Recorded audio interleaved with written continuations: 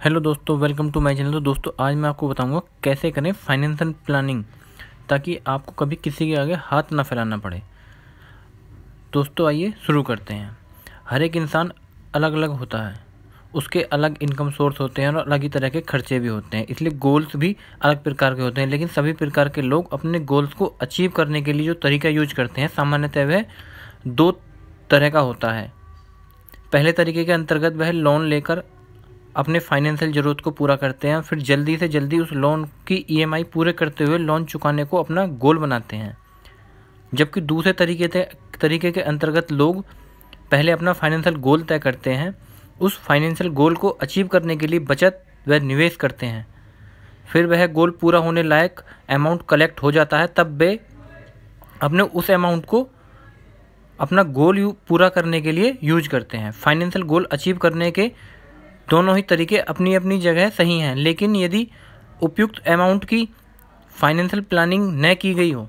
तो दोनों तरीकों में फाइनेंशियल गोल सक्सेसफुली अचीव नहीं होता, बल्कि कहीं ना कहीं फेल हो जाता है। और ज़्यादातर फाइनेंशियल गोल फेल होने के केवल दो मुख्य कारण होते हैं। पहला कारण है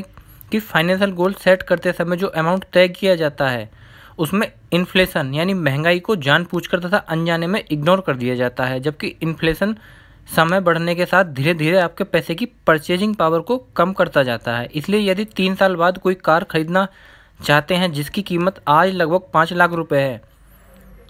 और आज आपको उस कार को खरीदने के लिए 2 लाख रुपए डाउन पेमेंट के तौर पर देने पड़ते हैं, तो ज़रूरी नहीं कि 3 साल बाद भी आपको वह कार 5 लाख में मिल जाएगी और 3 साल बाद भी आपको डाउन पेमेंट के रूप में 2 लाख रुपए देने होंगे, क्योंकि 3 साल बाद उसी कार की कीमत इन्फ्लेशन के कारण कम से कम 20 से 30% बढ़ चुकी होगी, जिसकी वजह से उसी कार के लिए दी जाने वाली डाउन पेमेंट की लिमिट भी 20 से 30% बढ़ चुकी होगी। जबकि दूसरा कारण है कि फाइनेंशियल लिटरेसी की कमी के कारण ज़्यादातर भारतीय लोग आज भी अपनी बचत को बैंक या पोस्ट ऑफिस की फिक्स डिपॉजिट या आरडी रिकरिंग डिपॉजिट स्कीम में ही जमा करवाते हैं, जो कि वर्तमान समय में लगभग 8% सालाना से अधिक इंटरेस्ट नहीं देते। जबकि हमारे देश की सीपीआई मतलब कंज्यूमर प्राइस इंडेक्स यानी एक्चुअल इन्फ्लेशन रेट लगभग 10% सालाना है। इसलिए अपनी बचत की एफडी आरडी करने पर आपको बचत किए गए पैसों की वैल्यू नहीं बढ़ती, बल्कि समय के साथ आपके पैसे की वैल्यू घटती जाती है और इस वजह से आपका फाइनेंशियल गोल फेल हो जाता है, क्योंकि आपके पास उस समय तक उतना अमाउंट इकट्ठा नहीं हो पाता जितना आपको गोल को अचीव करने के लिए ज़रूरी होता है। भारतीय लोगों की मानसिकता ऐसी है कि वे हमेशा अपने जमा धन यानी बचत की सेफ्टी पहले चाहते हैं। इसलिए यदि उन्हें mutual fund, stock, debentures, company papers etc के माध्यम से इक्विटी में इन्वेस्ट करने के लिए पर्याप्त जानकारी हो, तब भी वे बैंक और पोस्ट ऑफिस की एफडी और आरडी में ही प्राथमिकता देते हैं और प्रत्यक्ष रूप से कम 2% सालाना का घाटा करते रहते हैं। जबकि यही बैंक एफडी आपके आरडी में जमा उसी धन को बिजनेस ओनर को लोन के रूप में देते हैं, फिर स्वयं किसी न किसी कंपनी के स्टॉक्स, डिवेंचर या आईपीओ में इन्वेस्ट करते हुए 12 से 15% सालाना का रिटर्न प्राप्त करते हैं, क्योंकि उन्हें पता है कि इन्फ्लेशन मतलब महंगाई 10% की तुलना में केवल 8% बढ़ने वाला एफडी वाला धन भी महंगाई की वजह से कम 2% प्रति वर्ष की दर से अप्रत्यक्ष रूप से कम हो जाता है। इसलिए एफडी आरडी की सेफ्टी भी वास्तव में सेफ नहीं है। अतः आप फाइनेंशियल गोल सेट करते हैं तो उस फाइनेंशियल गोल के लिए जितने आपको वास्तव में अमाउंट की ज़रूरत है आज, उस अमाउंट को कम से कम 10% सालाना की दर से बढ़ा दें, तभी आप अपने फाइनेंशियल गोल को भविष्य में सक्सेसफुली अचीव कर पाएंगे। उदाहरण के लिए यदि आप 3 साल बाद जिस 5 लाख की कार को खरीदने के लिए आज 2 लाख रुपए की डाउन पेमेंट देते हैं, 3 साल बाद उसी कार की कीमत 10% सालाना महंगाई की दर से लगभग 6.5 लाख रुपए होगी, जिसके डाउन पेमेंट के रूप में आपको लगभग 2.6 लाख रुपए देने होंगे। इसलिए वास्तव में आपको वह कार खरीदने के लिए डाउन पेमेंट हेतु 2 लाख नहीं बल्कि 2,60,000 रुपये इकट्ठे करने होंगे, क्योंकि आज के 2 से 3 साल बाद 2.6 लाख के बराबर होंगे। जो आज 2 लाख की वैल्यू है वो 3 साल बाद 2.6 लाख के बराबर होगी। इन्फ्लेशन ऐसी चीज़ है जिसका आपको अंदाज़ा नहीं लगता, और ये धीरे धीरे चुपचाप आपके बचत के पैसे की परचेजिंग पावर को लगातार कम करता जाता है। अतः यदि आज आप अपनी बचत को 8% सालाना की दर से बैंक, एफडी या आरडी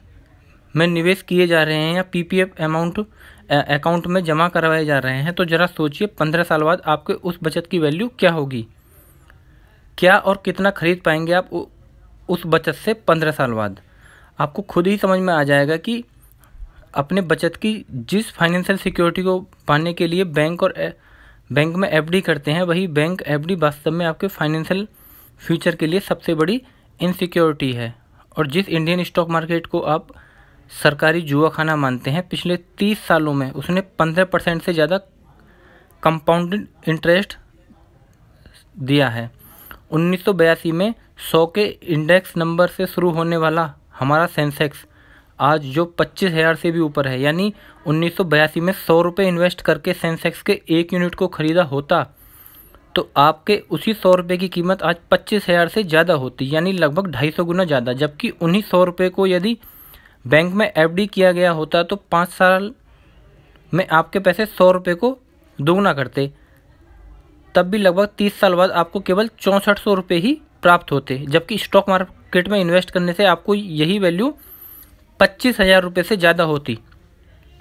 इन रुपये से आज आप उतनी चीज़ भी नहीं खरीद पाते जितनी आप 1982 में 100 रुपये से खरीद लेते। कोई भी फाइनेंशियल गोल हो, यदि आप उसे सक्सेसफुली अचीव करना चाहते हैं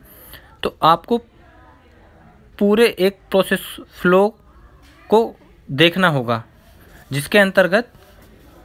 सबसे पहले आपको अपना फाइनेंशियल गोल तय करना होगा। फिर उसी फाइनेंशियल गोल को कब तक अचीव करना है उसकी टाइम ड्यूरेशन सेट करनी होगी। फिर आपको अपनी वर्तमान आय का हिसाब लगाना होगा, यानी आपको अपना होम बजट बनाना होगा ताकि आपको पता चल सके कि आपकी प्रति माह की कुल आय कितनी है और आपके प्रति माह के कुल खर्चे कितने हैं। फिर आपको अपने खर्चों में से नीड व वांट से संबंधित खर्चों को पहचानना होगा और नीड के संबंधित खर्चे में समझौता किए बिना वांट से संबंधित खर्चों में कटौती करने के विषय में सोचना होगा, जिसके आधार पर यह तय होता है कि आप प्रति माह अधिकतम कितनी बचत कर सकते हैं। फिर उस प्रति माह के सेविंग अमाउंट के आधार पर तय होता है कि आप जो फाइनेंशियल गोल अचीव करना चाहते हैं वह आप निश्चित की गई समयावधि में अचीव कर पाएंगे या नहीं। जब एक बार आपको अपना फाइनेंशियल गोल, टाइम ड्यूरेशन और मंथली सेविंग का अनुमान हो जाता है, उसके बाद आपको अपनी बचत को ऐसे फाइनेंशियल इंस्ट्रूमेंट में इन्वेस्ट करने का निर्णय लेना होता है जो आपको फाइनेंशियल गोल को इन्फ्लेशन को बीट करते हुए समय पर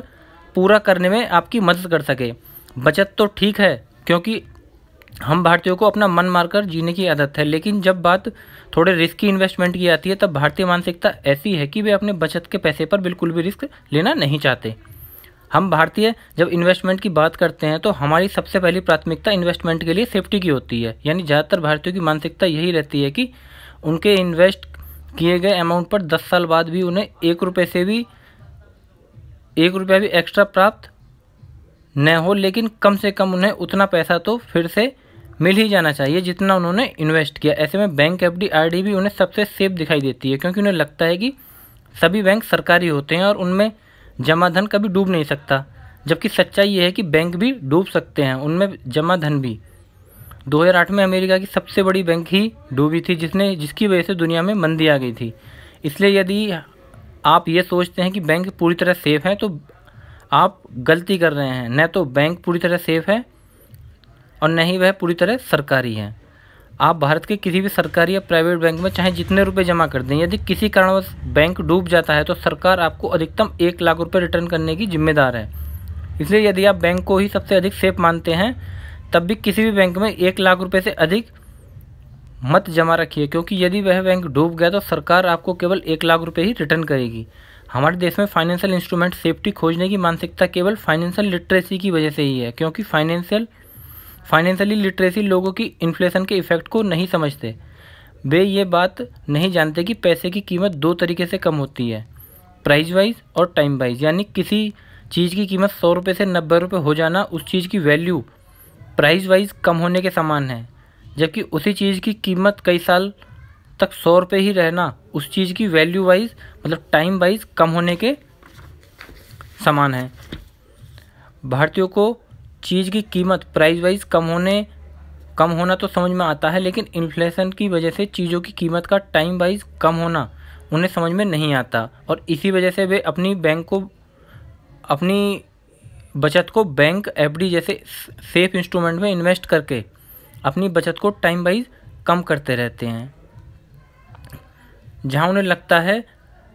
तो यही है कि उनकी बचत के पैसे बढ़ रहे हैं, लेकिन वास्तव में उनका पैसों की परचेजिंग पावर यानी खरीदने की ताकत समय के साथ साथ कम होती जाती है।